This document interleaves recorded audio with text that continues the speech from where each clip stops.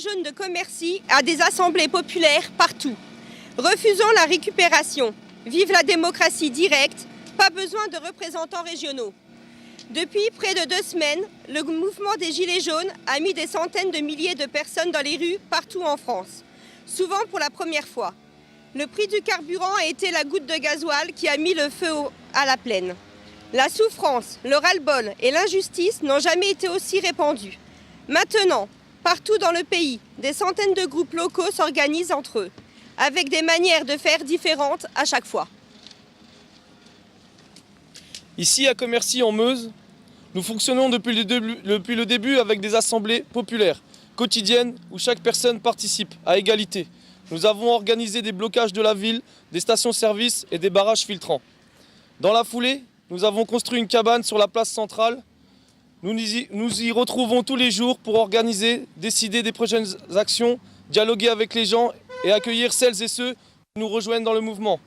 Nous organisons aussi des soupes solidaires pour vivre des beaux moments ensemble et apprendre à nous connaître en toute égalité.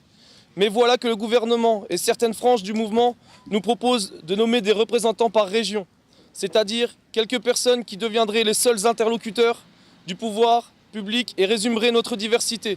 Mais nous ne voulons pas de représentants qui finiraient forcément par parler à notre place. À quoi bon? À Commercy, une délégation ponctuelle a rencontré le sous-préfet dans les grandes villes, d'autres ont rencontré directement le préfet. Ceux-ci font déjà remonter notre colère et nos revendications. Ils savent déjà qu'on est déterminé à en finir avec ce président haï, ce gouvernement détestable et le système pourri qu'il incarne. Et c'est bien ça qui fait peur au gouvernement. Car il sait que s'il commence à céder sur les taxes et sur les carburants, il devra aussi reculer sur les retraites, les chômeurs, le statut de fonctionnaire et tout le reste. Il sait aussi très bien qu'il risque d'intensifier un mouvement généralisé contre le système. Ce n'est pas pour mieux comprendre notre colère et nos revendications que le gouvernement veut des représentants. C'est pour nous encadrer et nous enterrer. Comme avec les directions syndicales, il cherche des intermédiaires, des gens avec qui il pourrait négocier, sur qui il pourra mettre la pression pour apaiser l'éruption. Des gens qu'il pourra ensuite récupérer et pousser à diviser le mouvement pour l'enterrer. Mais c'est sans compter sur la force et l'intelligence de notre mouvement. C'est sans compter qu'on est bien en train de réfléchir, de s'organiser, de faire évoluer nos actions, qui leur foutent tellement la trouille et d'amplifier le mouvement. Et puis surtout, c'est sans compter qu'il y a des choses très importantes, que partout le mouvement des Gilets jaunes réclame sous diverses formes, bien au-delà du pouvoir d'achat. Cette chose, c'est le pouvoir au peuple, c'est le peuple pour le peuple. C'est un système nouveau où ceux qui ne sont rien, comme ils disent avec mépris, reprennent le pouvoir sur tous ceux qui se gavent, sur les dirigeants et sur les puissances de l'argent.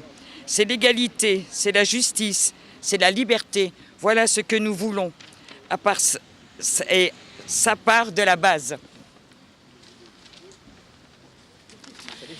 Si on nomme des représentants et des porte-paroles, ça finira par nous rendre passifs. Pire, on aura vite fait de reproduire le système et fonctionner de haut en bas, comme les crapules qui nous dirigent. Ces soi-disant représentants du peuple qui s'en mettent plein des poches, qui font des lois qui nous pourrissent la vie et qui servent les intérêts des ultra-riches.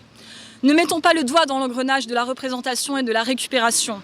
Ce n'est pas le moment de confier notre parole à une petite poignée, même s'il semble honnête, qu'ils nous écoutent tous ou qu'ils n'écoutent personne.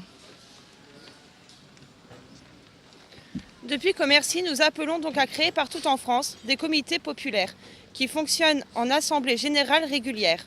Des endroits où la parole se libère, où on ose s'exprimer, s'entraîner, s'entraider. Si délégué il doit y avoir, c'est au niveau de chaque comité populaire local de Gilets jaunes, au plus près de la parole du peuple, avec les mandats impératifs, révocables et tournants, avec la transparence, avec la confiance. Nous appelons aussi à ce que les centaines de groupes de Gilets jaunes se dotent d'une cabane comme à Commercy, ou d'une maison du peuple comme à Saint-Nazaire, bref, d'un lieu de ralliement et d'organisation.